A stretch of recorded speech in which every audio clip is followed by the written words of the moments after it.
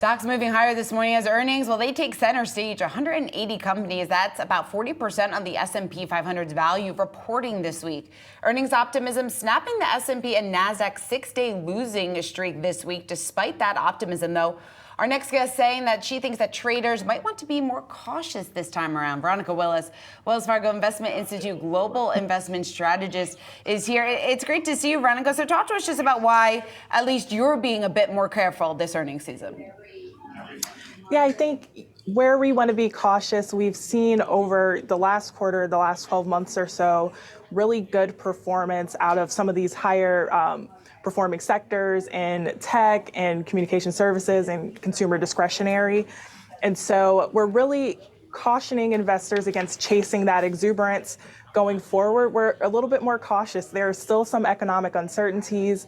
There's still some potential for a little bit of a market downturn. So maybe taking some profit in some of those areas that have performed well and rotating into some of the sectors that we do like right now, energy, industrials, materials, and healthcare, could be a smart move as those valuations might be a little bit better at this point. That's interesting, Veronica. And so it starts to get at this question of whether or not the slide in stocks that we had seen at least at the tail end of last week and in aggregate here is a blip or kind of a bigger shift towards pricing and inflation. What are you going to hear? What are you going to be listening for from some of the companies that are reporting about how they are monitoring the demand environment? Yeah, I think those, expectations for consumer spending are going to be really key in kind of that forward-looking guidance and that forward outlook. So we've seen, recently some surprising strength in the consumer, and that's really what's, lifted the economy and kept that economic growth very stable.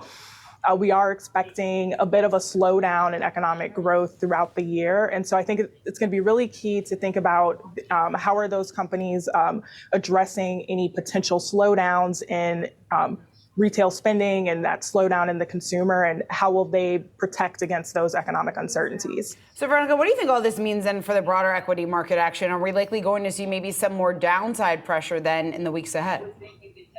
Yeah, I think there's definitely that potential for a little bit of downside in the market. And we really saw that play out last week with that, robust economic data and that refocusing on what will the Fed do with monetary policy.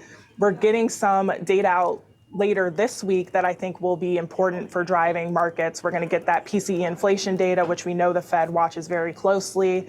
We're going to get that first print of first quarter GDP. So I think those are all going to be key for the market as well as what they're expecting from earnings here. Veronica, can AI mentions during the earnings season save a lot of the potential reaction and volatility that we're expecting? Can AI mentions alone save this earnings season? I'm not sure if the mentions alone can save the earnings season, but it's definitely a hot topic, and investors are going to want to see how this emerging technology is going to fold into not just the tech sector, but other sectors as well. It's going to be something that's a longer-term theme, and investors are going to want to know how these companies are going to fold that in. Veronica Willis, Wells Fargo Investment Institute Global Investment Strategist. Veronica, great to see you. Thanks so much for taking the time here today. Thank you.